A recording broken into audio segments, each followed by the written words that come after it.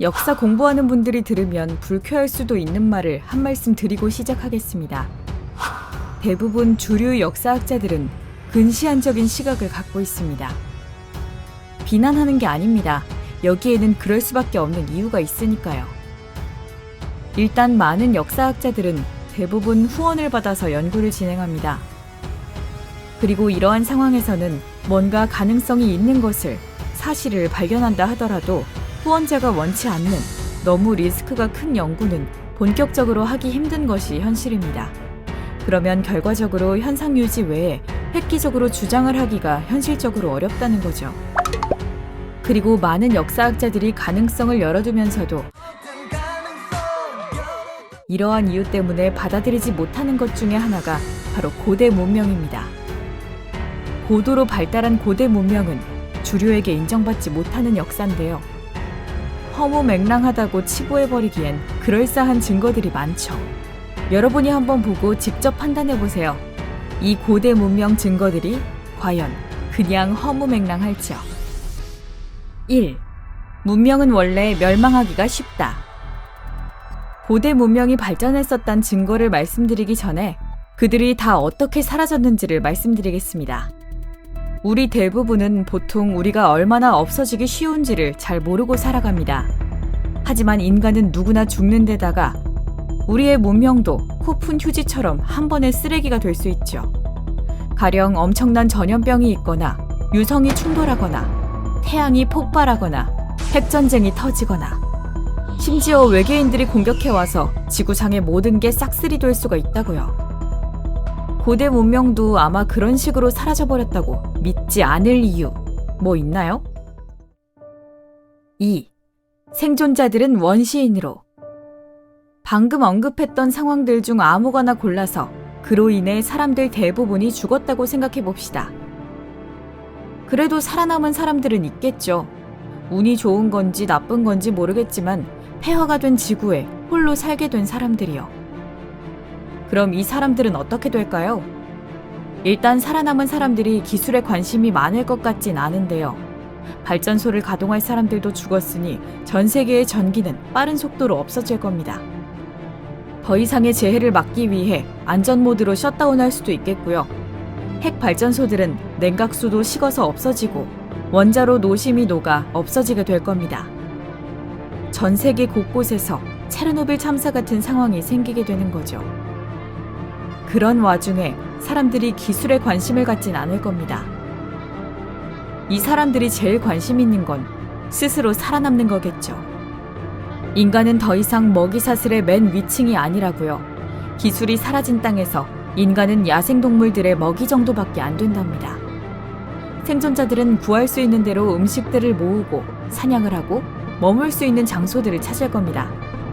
시간이 흐르면서 사람들은 옛날로 돌아가게 될 텐데요.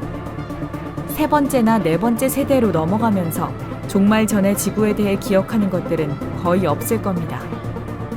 그러니 지구의 시간은 다시 처음으로 돌아가는 거나 마찬가지죠. 그들이 바로 우리가 원시인이라고 말하는 사람들일 수도 있고요. 3. 돌만 남게 된다. 그렇게 고도로 발달했던 문명이 왜 돌만 다뤘냐, 금속은 다루지 못했냐, 이것도 많은 이들이 의심하는 부분일 텐데요. 그들도 금속을 썼을 수 있습니다. 지금보다 더 뛰어난 세공 기술을 갖고 있었을지 모르죠. 다만 오랜 시간이 지나는 동안 오로지 돌로 만든 것들만 남았을 뿐입니다.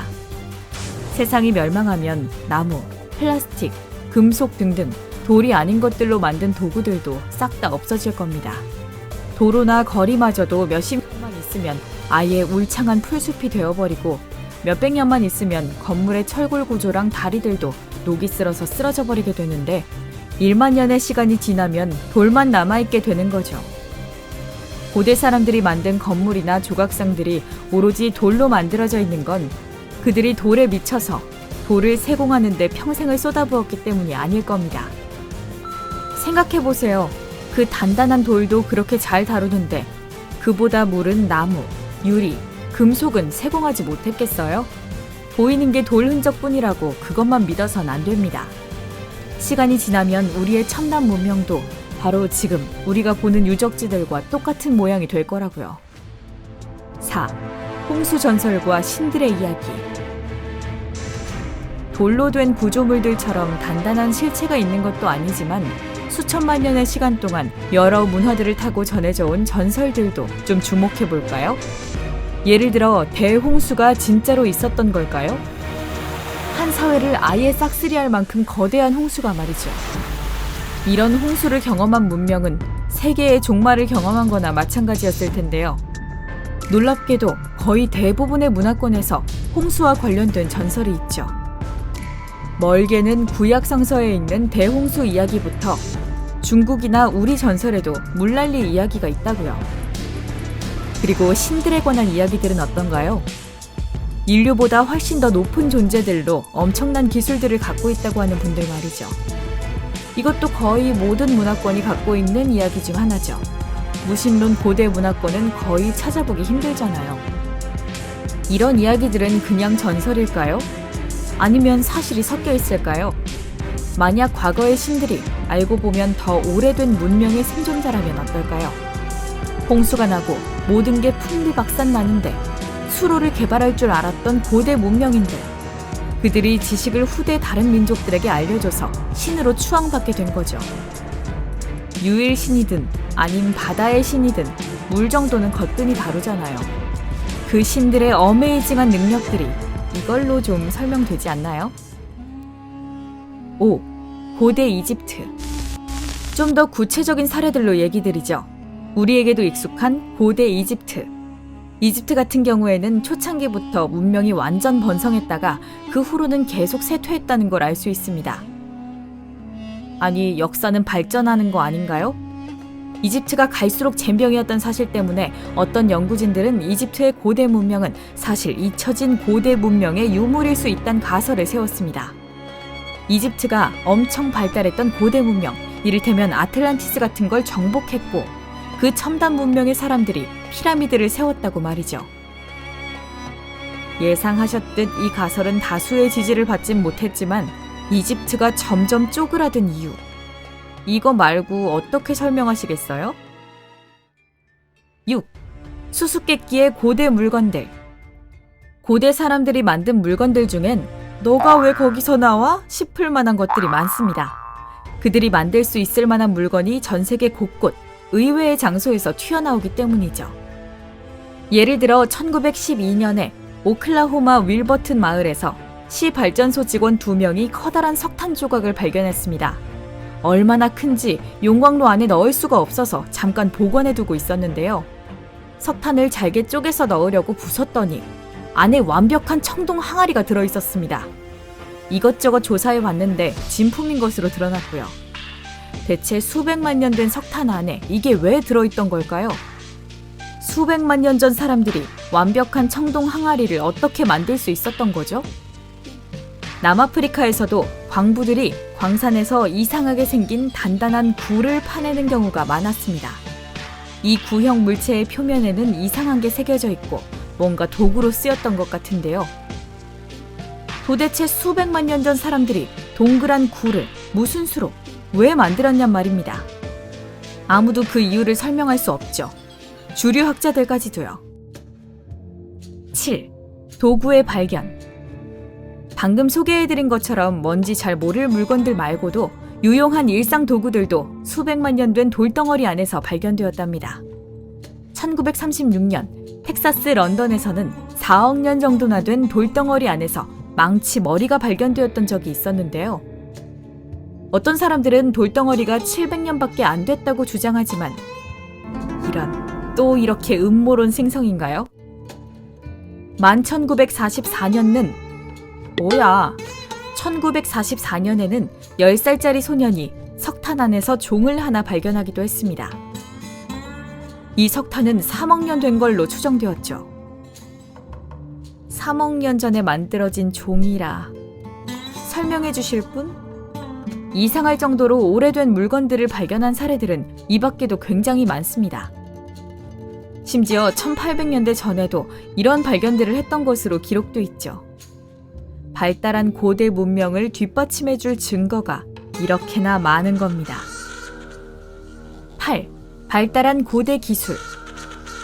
요즘 주류 학자들은 고대 이집트나 수메르 등 대부분의 고대 문명들이 그보다 예전에 발달된 기술들을 보유했다는 사실을 받아들이지 않고 있습니다. 하지만 이 주장에 힘을 실어주는 근거들이 여러 개 있는데요. 고대 문명들을 보면 천체 구조에 대해 정말 자세히 알고 있었다는 걸 알 수 있거든요. 고대 구조물들만 봐도 별이나 행성들이 어떻게 배열되는지가 나타나 있으니 이게 거짓이라고 반박 불가죠. 그리고 고대 사람들이 전기를 썼던 것도 증거가 꽤나 됩니다. 서기 200년경의 사산 왕조 페르시아 시대에서 파르티아 제국 시대에 만들어진 이 작은 토기.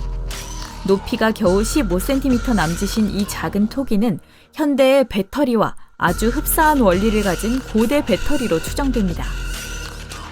2000년 전 사람들은 이 배터리를 이용해 전기 도금을 했고 학자들이 실험해봤을 때 이 바그다드 배터리로 전기를 얻는 데에 성공했죠. 기자 피라미드의 통로 곳곳에 있는 흔적들을 봐도 그들이 전기를 발전시켰다는 걸 알 수 있고요. 심지어 전 세계 곳곳에서 아주 옛날에도 핵폭발이 있었던 증거들이 발견되었습니다. 기원전 2000년경 핵폭발이란 책에서 데이비드 다벤포트가 주장했듯이 모헨조다로는 아주 오래전에 핵무기를 개발했던 곳이라고 하는데요. 그럼 당연히 아주 오래전에 고도로 발달한 문명이 존재했다는 뜻이겠죠.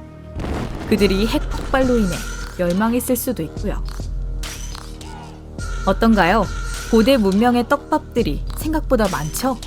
최첨단의 길을 걷다가 멸망해버린 그들의 역사가 어쩌면 우리의 미래일 수도 있겠습니다. 우리가 한순간에 사라진 뒤 지구에 다시 생명체가 생겨나면 우리가 존재했단 걸 모를 거고요. 비주류 역사, 웃어 넘기지만 마시고 한번 진지하게 생각해 볼 필요가 있지 않을까 싶습니다.